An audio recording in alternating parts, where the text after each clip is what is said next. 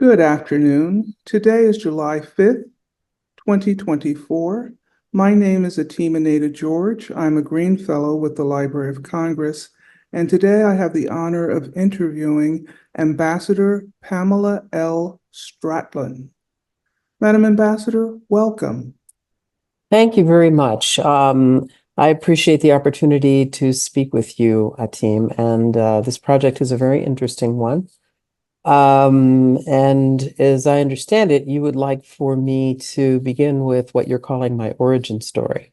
Indeed. And okay, and I'm certainly happy to do that. I actually put some pictures together, but I don't know if I can share screen or whatever. So I have them available that I can share with you at a later time if you'd like. I think I only have one kind of little device I would like to use a little bit later on. But anyway, I can get started just talking about how I came to be a diplomat. And just in broad brush terms, I am someone who served in the U.S. Department of State as a career Foreign Service officer, which means I took the exam and became a professional diplomat from 1990 to 2019. That was the period during which I served. And it was a very interesting one, I have to say. And I served in various parts of the world from Central America to Europe and also to parts of what many call the former Soviet Union. There were several assignments there once I learned Russian. But just to help you understand how things got started, um, as you said, my name is Pamela Spratlen, and I was born in Columbus, Ohio. I was born in Columbus, Ohio, because my father was a graduate student at Ohio State University. He had left his home in Tennessee to kind of strike out and seek his fortune, and my mother followed him. She was from Charlottesville, Virginia. So they were, in a way, part of the very, very last group of people who could be called members or participants in the Great Migration that actually started much earlier in the 20th century, but didn't end until the very late in the 1950s. And like some of the participants who were discussed in the great masterwork, The Warmth of Other Suns by Isabel Wilkerson, instead of going south in order to get west, they went north to get west. So I was born there in Columbus, Ohio, went to kindergarten and first grade there, but then when my father, acting on a kind of bet made with a friend of his, who was also an African-American Big Ten PhD, that they wanted to move away from the historically Black colleges and universities, which that was the feeder system at that time, Big Ten PhDs, and then you would go to the HBCU system. My father and his friends decided that they wanted to cast their net wider. It was the late 50s, dawn of the civil rights movement, and they wanted to see if it was possible for them to get positions at historically white or predominantly white institutions, and both of them did.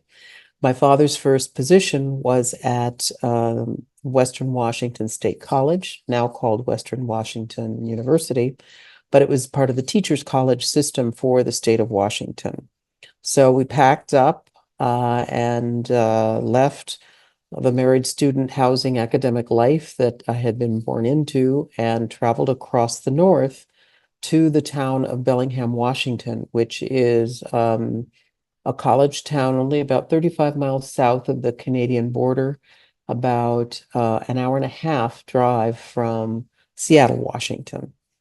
And he took up his first position there. My mother was a registered nurse, and so the two of them were a team and fully supported one another in this adventure of going off to the West Coast and figuring out what they were going to make of their lives. By then, by the time they got to Seattle, they had 4 children, and my last brother was born in Bellingham, Washington. And so I'm the oldest of 5.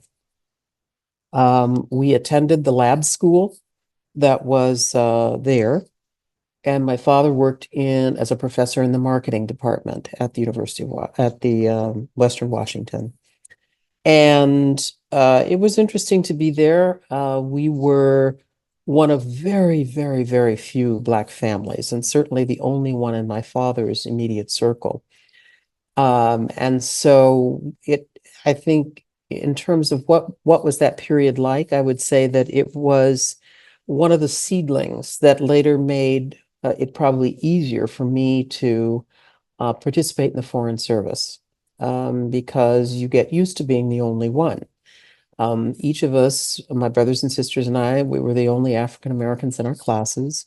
And our family, we were the only ones in the school. So we were, we adapted to that system, and we happened to find ourselves in um, a rather bubble-like ecosystem, I would say, because where one might think there would be lots of hostility, certainly thinking about the kinds of things that are happening in 2024. But actually, from the day we arrived in Bellingham and met our neighbors, next door neighbors, a white family, con contemporaries of my parents, and the father of that family was a professor at Western. And they embraced us, made sure we had food, made sure we were comfortable, took care, and that my parents swapped babysitting duties with their parents. And so it was we stepped into a surprisingly warm environment. And even our first house was sort of a little bit out in the county. But then my parents moved in town, as did these friends. And these friends who met us in Bellingham stayed friends forever. And as a matter of fact, this past weekend, I attended the memorial service of the mother in that family because she became so close to my mother as a friend. They went through many things together, and they died on almost the same day, 11 years apart. So it was kind of an interesting sojourn. But in any case, so it was a small university town, close-knit community, and there were a number of seedlings. As I mentioned, that was one, getting used to being the only one. But I would also say there were others. My only African-American teacher was the French teacher, Madame Faber, a woman who had great flair and loved the French language, had studied in France, of course, and was quite a role model for me. And that was one of the early influences. Another was a book that I had that was actually in English and Spanish that really awakened my mind to the idea that there's a big world out there and not everybody is speaking English. And we also hosted a Guyanese exchange student one summer. That was another little seedling. And we just happened to live at a time in the early 1960s when the civil rights movement was awakening, even in a city like Bellingham, where the what would constitute diversity now was so minimal. It was a university town, and so people were, protesting the Vietnam War. They were, thinking about, communities and how to build them and make sure they worked. Women were beginning to think about their rights. And so it was a very interesting time to grow up in that little town. Nonetheless, it was small, and my father wanted to move along in his career academically. And at that time, and perhaps now, in order to move up, you had to move out of your current position. And so he left, he took a sabbatical at Berkeley. Then he came back to Bellingham for a year, and then we moved permanently down to California, to Los Angeles for 3 years, where he taught at UCLA. And then after that, it was time for me to go to college. And my brothers and sisters went with my parents up to Seattle, Washington, where my father and mother both ended up having academic jobs. My mother got her PhD in her mid-40s, a woman who had many, many interesting ambitions and who played a very important role at the University of Washington during the latter part of her career. But in any case, I went off to college, decided that I wanted to go to a women's college, and I went to Wellesley College in Massachusetts. I was considering public service and wanted to take the Foreign Service exam. I don't know how I heard about it. But I felt too intimidated. And as you know, at that time, to be a woman in the Foreign Service was very, very difficult. To be anybody who was not a member of the traditional elite was hard. It was not something that was common. My father had even wanted to consider being a diplomat in the late 50s, but of course that was not possible. But by the time I came along, I knew I wanted to do something international, but I was too intimidated to take the Foreign Service exam. And in any case, if a woman got married at that time, she had to leave the Foreign Service. So I went off and did other things. I ended up working in Los Angeles after graduation for a while, but ultimately I went to Sacramento, California, spent almost a decade there. And then I finally decided that if I was going to ever make good on my desire to have an international life, I needed to do it now. And so in 1987, I took the Foreign Service exam, passed it, and went down and took the oral exam. A long process of many fits and starts. A rejection at first. The State Department turned down my application to be in the Foreign Service, but there was an appeal process, and this was for health reasons. There was an appeal process. I appealed and I was successful. So on January 2nd, 1990, I became a Foreign Service officer, and I was very, very proud of that. And at the time, my main goal was to see how far I could get. There were not so many role models at that time in terms of people who had blazed a trail. There were certainly some, but I just figured if this career is available to me, then I'm going to do my best to see how far I can go in it. So I had an interesting little situation of one of the people who'd been most helpful to me during my appeal process was a colleague at the state legislature in California. And it so happened that her brother was a Foreign Service officer. And so who could have imagined that it would happen? But one of the many aspects of serendipity in life, I ended up being then they were called junior officer for my first tour in the post where her brother was the deputy chief of mission, the number 2 in the embassy.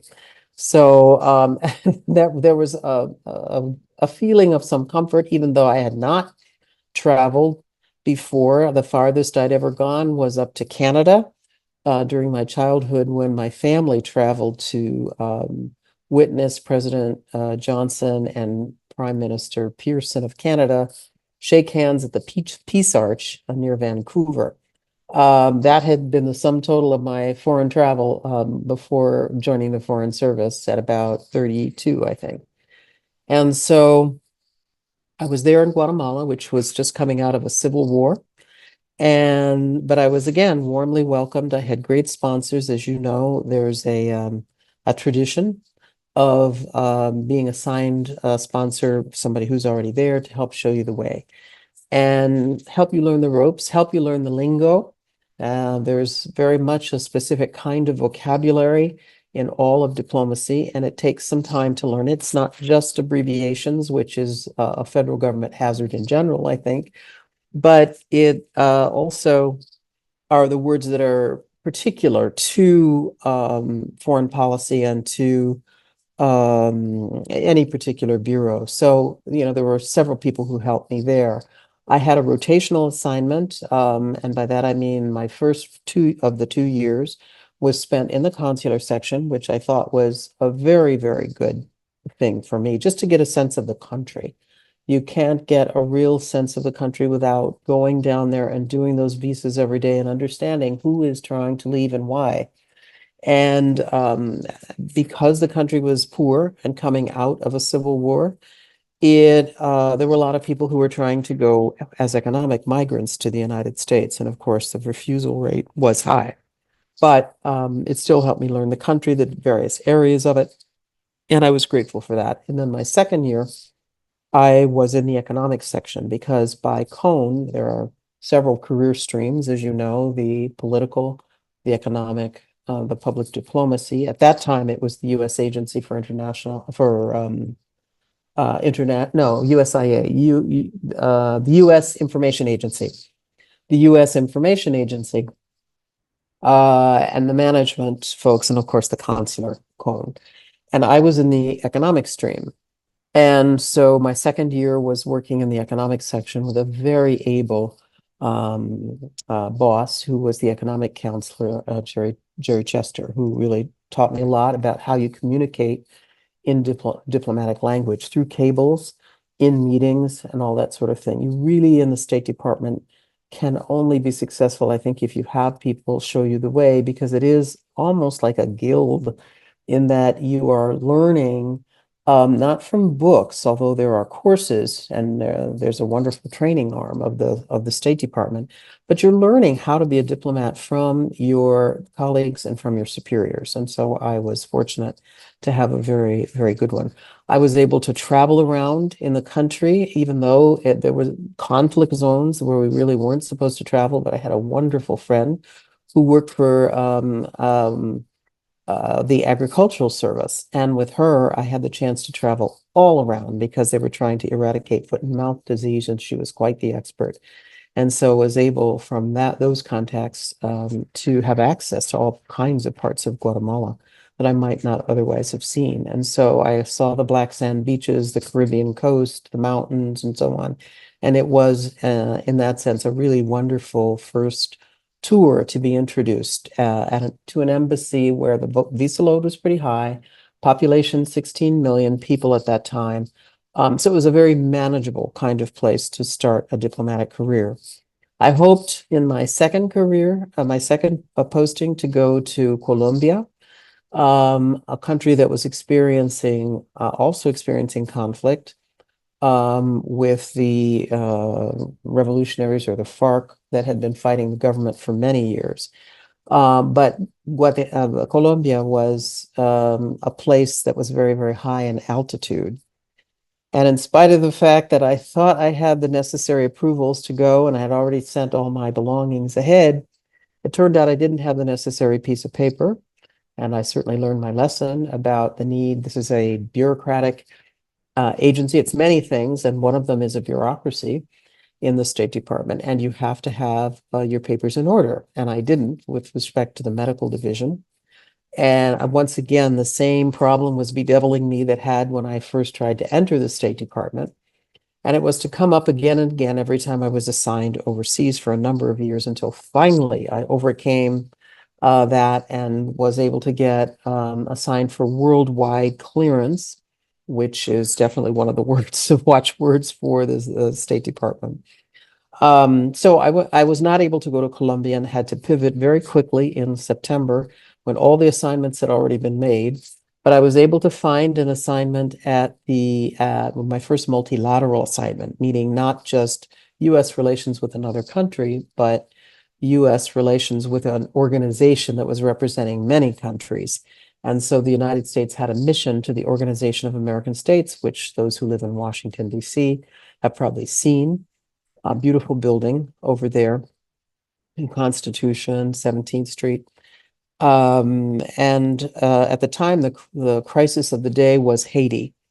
There were many, many problems. President Aristide was in power, and there were all kinds of concerns about the situation there in terms of the basic security of the country, the future of its democracy, and the United States was heavily involved in that. And so that assignment was a real learning opportunity for me to learn a whole new language about what happens when you're working with countries all over a particular region. In this particular case, it was Central America, the Caribbean, and Latin America. So I learned a lot and decided I liked multilateral diplomacy, where I got to know so many different colleagues from all over the region. But it was very clear not a whole lot of progress was going to be made on Haiti, and that certainly turned out to be the case. But it was wonderful for me just to see how the State Department worked. Who makes what decisions? What does it mean to be part of a geographic bureau? In this particular case, it was what is now called Western Hemisphere Affairs. And there was a political appointee, somebody who was not from the career service, who was the assistant secretary, which meant the head of that geographic region. And just to watch them have the meetings and run around with the paper and try to get the clearances and so on was fascinating. So I did that for 2 years. And then at that time, it was time for me to bid again. And because I was an economic officer, it was also time for me to get some training. So I went and got some long-term training as an economic officer. And I will say, just being an economic officer was kind of I knew I had to make a choice. And so I made that particular choice because I was told that my first choice, which was the US Information Agency, was going to be closing, and that it was not wise to try to have a career in the USIA because it would not be long for the State Department. Well, that was true. It was merged into the State Department by the Secretary Albright ultimately, but that function continued, very much continued. But there were lasting effects of that particular merger. It was a challenging one for the State Department. In any case, I became an economic officer, took that long-term training, and then partly as a result of that, and partly having had that first career in multilateral diplomacy, I was selected to go to Paris for another U.S. mission, this time to the Organization for Economic Cooperation and Development in Paris, the OECD. Very interesting time to be there, not only because of what was happening in France, then as now, a lot of concern about globalization, about industrialization or deindustrialization, the challenge of young people finding their way in society. And France was in quite a bit of upheaval when I first arrived. There had been people killed on the Champs-Élysées and terrorist attacks. It was just something I couldn't quite have imagined for a tour, a place that I considered to be my dream assignment. But I found it hard to adapt to France, actually. I found it difficult because of the weather. Became very dreary and gray in the fall. And just the amount of conflict that was around me because of the nature of that particular multilateral organization and the society as a whole. So it took me a while to adapt. That was certainly one of the things I learned that I had to do was to adapt. But again, I was very much helped by my superiors and my colleagues. I had a wonderful deputy chief of mission in that assignment too. After that assignment was completed, I knew it was time for me to make a decision again about how I was going to conduct the rest of my career. And I don't want to make it seem dramatic, but you are faced with this choice every 2 to 3 years. And I decided that I wanted to understand how the State Department worked in the largest sense. And so I was fortunate to be selected for the Executive Secretariat. And that is the place, it's kind of the nerve center for the State Department, top of the building where you're helping at a junior level, you're helping more senior people with the mechanics of actually conducting diplomacy. And so Madeleine Albright was the first female Secretary of State, and a very commanding figure. And even though she was a petite person, but a commanding figure. And so I became very good at, there's a kind of bifurcation of duties up there, the people who handle the paper, which is so incredibly important for making sure the talking points are correct, making sure that the policy statements are correct. And then there are the people who travel ahead of the secretary on what are called advance teams to help prepare for her trips. And I had the opportunity to do that a number of times. One was she decided to go to Russia. Then as now, the relationship bilaterally with Russia was extremely challenging, mainly for reasons that had to do with the Balkans, Kosovo, Serbia, that kind of thing. And she decided that she wanted to meet her counterpart, the Russian foreign minister, the one who was responsible for working with the president on foreign policy. And she wanted to do it in the middle of the winter to show that the United States was determined to do all that was possible to create some kind of diplomatic openings. So I went, and it was important for me to do that as a child of the Cold War, as somebody who was born at a time when a lot of propaganda was pushed at us. There was a great deal of fear of nuclear war. There was a fear that the Russians, this red wave, literally, I remember as a child seeing a cartoon A woman was in a supermarket and this red wave washed over her. And this was meant to symbolize communism coming and destroying America. And so that's an atmosphere that I had grown up in with respect to Russia. I knew nothing about the country at all. And so I wanted to go on this advance, and it was cold, of course, it was the middle of winter, but it was an interesting opportunity to see how the embassy worked, to see how people felt about their foreign service tours there. They had had some racial problems there at U.S. Embassy Moscow, but my experience was fine. It was a busy advance trip, but we prepared it. Not easy to get the Russians to agree on a number of things, but I was skilled. I was able to get some of the things that the secretary wanted to have happen that were difficult. One of which was she wanted reporters to meet her plane, but she was coming into an airport where you wouldn't normally have press, but we were successful at getting that to happen. And she was pleased, and so were the people in the embassy. So as I was about to leave and return to the United States from that advance, the number two in the embassy, a wonderful man named John Teft, pulled me aside and asked me to consider an assignment in Moscow, which was pretty remarkable, not something I had ever thought I would do. But I wanted to have some opportunity. I knew that we were in a period where all of a sudden every country had 15 new embassies that had to be staffed, where the level of expertise about these new parts that hadn't really been explored before, because the embassy for the Soviet Union was in Moscow and we weren't really doing much else.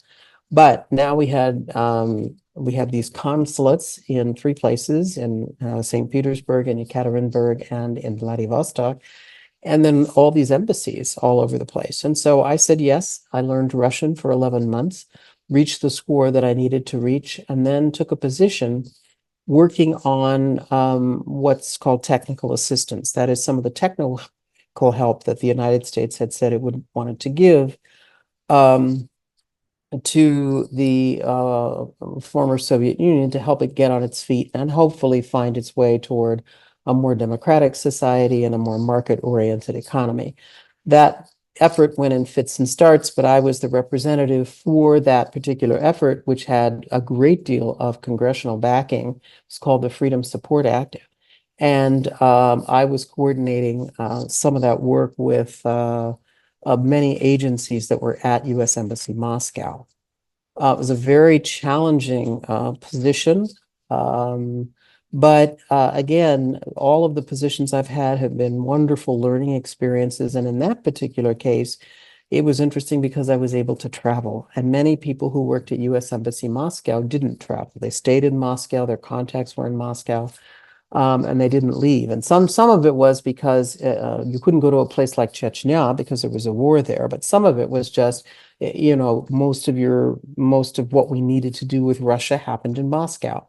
But because it was technical assistance and we had projects in different cities, and I was the boss of these four fellows contractors who were in different parts of the country trying to help do business startups in various places. And it was a very, very interesting opportunity to travel all the way out to Vladivostok. And then later on, the ambassador was looking for a consul general. It had been very difficult to staff our consulate general out in Vladivostok. They were in the Russian Far East, but I put my hand up to go. And I learned that, being willing to be a little bit entrepreneurial is a good thing. And so it's a tiny post, doesn't have any classified information, didn't have any Marines or anything like that. But it was a chance to see a part of Russia that most Americans, in fact, most Russians would never see. And to tell America's story in various places. And, certainly as we got closer and closer to geographically to Alaska, to really think about whether it was possible to come up with any kind of business startups or anything like that. So it was an interesting assignment. And Russia was going through a great deal. It had already come through not only the collapse of the former Soviet Union, but also the 1998 economic crisis. But it had also had some terrorist activity inside the country. So by the time I left, I was quite ready to go, but it had been a very interesting 4 years. So after a year of kind of thawing out in Hawaii at the East-West Center, I then went back to Washington, and I had several assignments, again, related to the seventh floor, including working with the secretary. By then it was Secretary Rice, working with her counselor. This is the person who helps her think outside the box, a man named Dr. Philip Zellico, who had been with the 9/11 Commission, and worked on a few issues with him. I was asked to go to Iraq, which was the question of the day at that time, and I decided not to go. I felt that if you're going to be in Iraq, you need to have some kind of expertise. You need to know what you're getting into, and preferably you need to speak Arabic. And I certainly didn't have any of that going for me, and so I said no. But that allowed me to, after I worked with the counselor, I ended up becoming the country director for Central Asian countries. Now, my interest in Central Asia, which are the 5 countries that are sandwiched there near Afghanistan, Russia to the north, and kind of Turkey and Iran to the east. So it's Kazakhstan, Kyrgyzstan, Tajikistan, Turkmenistan, and Uzbekistan.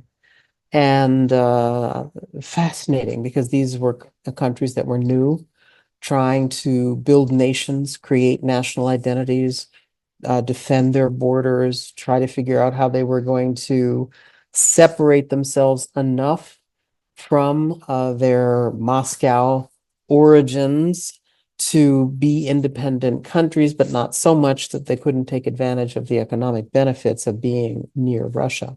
So it was an interesting set of countries to be working on. I had a desk officer for each country, and I was in charge of the sort of day-to-day policy at that time.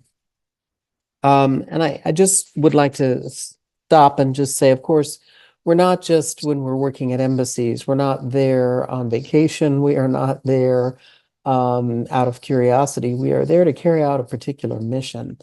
And, the president is the one who basically sets what the foreign policy direction of his administration is going to be. And the principal architect who helps that individual is the Secretary of State.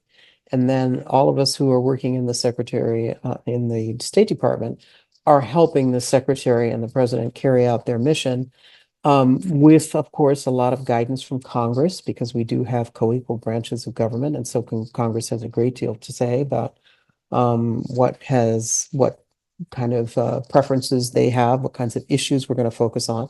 And our job is really to implement. Our job is really to implement those policies, which are focused on American interests, which are always trying to make sure America is secure, make sure that American citizens are well taken care of overseas, when they are abroad, to make sure our economic interests are protected and that we are advancing economics to the extent that we can, but also to tell America's story and to work on values that we see after the 1945 end of World War II and the establishment of the UN system, to help create a more just world, we hope. This is the United States in its highest aspirations.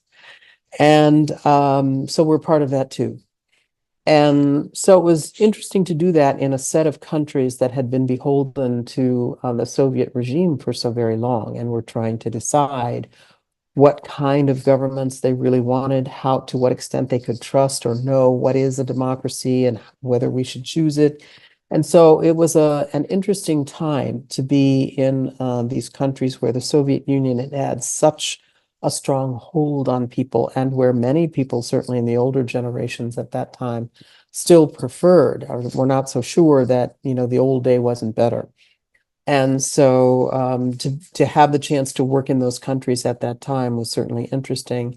And what had sparked my initial interest was going to visit a friend in 2001 in Uzbekistan. And from the moment I stepped on the plane in Moscow to go to Tashkent, which is the capital of Uzbekistan, and I smelled the food and I saw what people were wearing, and it just made the former Soviet Union magical in a way to me that Moscow was not.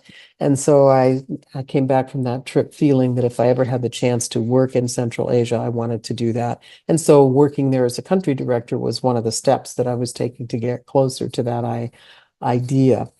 And so ultimately, I had a detour working as the country director for Western Europe for 1 year. That was fascinating because that was the year of transition from President Bush to President Obama, and working with all of the non-career, that is the political ambassadors, and helping them understand that no, there had been a change of administration and a change of political party, which meant that none of those people were going to be staying in their ambassadorial positions, no matter how skilled or capable or effective they had been.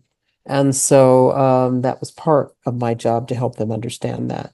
But then for Central Asia, I had the chance to go be the number 2 in Kazakhstan, which is the largest country by geographic size in Central Asia, a small population at that time, only 16 or 17 million, but a very, very large area. And we had a strengthening economic relationship with Kazakhstan because of oil and gas. But they were also trying to show that they could, they wanted to be considered a partner, not only because of U.S. interests, but also for U.S. values as well. That was a harder stretch for them because they had not, by any stretch of the imagination, escaped the kind of post-Soviet grasp. But anyway, it was a fascinating tour to be there to help the ambassador run the embassy. We had a consulate that was away from the capital city, and to be in a place as forbidding as Astana, Kazakhstan. Astana, Kazakhstan is one of the coldest cities on the planet. And to be there through winter and, pay an exorbitant sum for a stalk of celery because everything had to be imported, that was certainly an interesting experience. But we had a wonderful group of diplomats who were there from various countries, and I am still in contact with many of those people to this day. But after Kazakhstan, I had the opportunity to then become ambassador twice. First to the Kyrgyz Republic, one of the smaller republics in Central Asia, and then ultimately to Uzbekistan. And so that was my final tour in the Foreign Service and a kind of capstone for me. It was a relationship that had been extremely difficult for the United States for a number of years, but for a variety of reasons, we were able to make some diplomatic progress. And by the time I left, Uzbekistan, which had fallen well out of favor of the entire international community, was on its way back, and I was very pleased to have been part of that process. So it's a long-winded way of racing through my career. I had a brief stint in the Office of the Inspector General and went to South Africa as a result of that, and then retired in 2019. And then briefly came back to the State Department in 2021 to work on what are called anomalous health incidents. This is a series of events that were taking place in Cuba, in China, and around the world to some of our personnel and their families, and it was quite mysterious. No one could figure out what was happening. There were neurological symptoms, and the thought was that there might be a hostile foreign power involved in making this happen. That was never proven, and a couple of years later, the people who had been the most vocal advocates of that particular theory stepped away from that. So while I think there are some people who still very much believe it, and many of the people who are affected believe it, there was no documented evidence of that. However, it was still important to make sure that the people who were affected received the medical care that they needed. And so I was part of that process and worked with a whole interagency team to make sure that that happened. And I think that based on what's happening now with some support from a particular act of Congress, there certainly is better care for the individuals who are affected, although we still don't have any idea what actually happened. So that is in a sort of quick way what I did for 30 years of my career in the Foreign Service. And it was a remarkable time and a remarkable career. And I would say, you know, I haven't mentioned to you some of the challenges that I faced. I certainly did face challenges, but I also had many opportunities, and I was able to take advantage of many of those. So I'll stop there and turn it back over to you. Thank you so much. That was a very rich and detailed summary. So I thank you for that. I wonder if we could pivot and ask you to speak to the future as we're rounding up our interview. I'm hoping that people will access this recording and they'll want to hear from you about your thoughts on international affairs, both bilateral and multilateral. Mm. Well, thank you very much for that opportunity, Dr. George.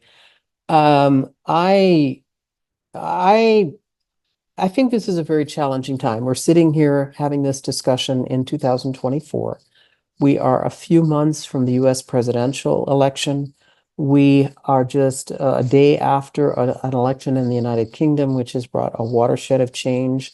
There will be another election in France. And of course, having been the director of Western Hemisphere or Western European Affairs at one time, I do follow many aspects of European politics. But I say that only to say that there is, I would say, a challenge in the whole developed world right now, and that is how to manage a number of challenges that the whole world faces when the expectations of those countries with the most resources are very high, and it's been very difficult for those countries to deliver for their own populations, much less for the rest of the world. And that would be everything from climate change to the deindustrialization of many parts of countries, having outsourced many jobs. And now there's a question about how their own young people are going to make their way in the world. So there are a lot of problems. There's the problem of cyberspace and cyber conflict, the challenge of artificial intelligence and what that will mean for the future. So there are a great number of challenges that we face. And I think in the past, a country like the United States would have wanted both to approach this both from the point of view of what we're going to do individually as a country and what we can do as a world. But that whole issue of whether or not the United States should be deeply involved in the rest of the world, I think is very much in question now. And some people are thinking that perhaps the United States needs to turn inward more and focus on its own challenges. And my hope is that our leadership will prevail to say that the United States has some unique gifts, a unique set of values, and a unique history that positions our country to play a very positive and important role in helping to shape what happens for the future. And I think that includes the diplomatic service. And that means that we will need a whole raft of talented people that we may not have now. And that would be in terms not only of specialties, but also just identities and making sure that the State Department, which in the past has struggled to show that it really could be representative of the whole society, can actually do that. But I have to say that I am part of the Association of Black American Ambassadors. That's one of many groups that I'm a part of. And we hosted a reception for fellows, what are called fellows in some of the programs that are specially designed to bring more diversity to the State Department. And it was really, truly inspiring to see the excitement of these young people, their desire to serve the country, their interest in parts all over the world.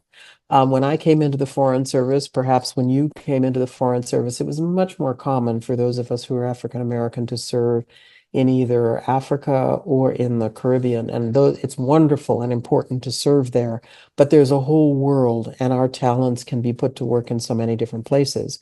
So I'm very proud of the fact that I was able to break some new ground and develop my career in a part of the world where it's unusual to see African Americans. And just as I was very excited to be part of the diplomatic service, those young people at that fellows reception were also very excited about the future. Every generation faces new challenges. Every generation faces a unique set of questions, and there are going to be there's going to be a lot of curiosity about whether or not the United States can meet the moment. And I am confident that just as we have met the moment in many, many other times of our history, I think these young people and their superiors are going to be able to meet the moment. So, in spite of the fact that we have a lot of unique challenges, in spite of the fact that it isn't entirely clear what is ahead either for the United States or for the rest of the world, we have so many tools to use as we approach these questions in the future, including our embassies in bilateral missions all over the world, and including the many multilateral organizations of which the United States is part. So I remain I'm very optimistic about the future, knowing that there are many hills to climb, but I think that we have the wherewithal to help the world to become a better place, a more inclusive place, and a place that has more opportunities, has less poverty, and so on. All the things that we've been working on since the United Nations developed the Millennium Development Goals and the Sustainable Development Goals and so on. There's plenty of work to do, and I think the United States is going to be at the forefront of doing much of that work as we have been since really the United States became a superpower back after the end of World War II. So I remain optimistic about the future. Thank you so much, Madam Ambassador. We really appreciate your participation. Thank you so much. I appreciate the opportunity and wish you all the best with with this project and all the projects that you will undertake in the future. Thank you.